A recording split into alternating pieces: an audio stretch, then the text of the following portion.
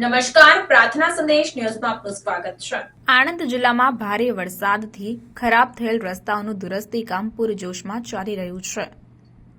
આણંદ જિલ્લામાં ગત દિવસોમાં પડેલ ભારે વરસાદ બાદ આણંદ જિલ્લાના તાલુકા, શહેર અને ગામોને જોડતા માર્ગ, મકાન, સ્ટેટ અને પંચાયત હસ્તકના વિવિધ માર્ગો પર પાણી ભરાવાના કારણે રસ્તાઓને નુકસાન થયું હતું।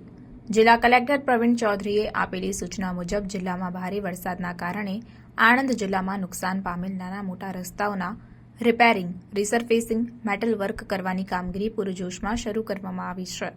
આ માટે પંચાયત વિભાગના કાર્યપાલક ઇજનેર ગઢવી અને તેમની ટીમ દ્વારા જિલ્લાના ગ્રામ્ય વિસ્તારના રસ્તાઓના મરામતની કામગીરી અને માર્ગ અને મકાન વિભાગ સ્ટેટના કાર્યપાલક ઇજનેર રવિ પટેલ અને તેમની ટીમ દ્વારા રાજ્ય હસ્તકના રસ્તાઓના રિપેરિંગની કામગીરી ઝડપભેર કરવામાં આવી રહી છે।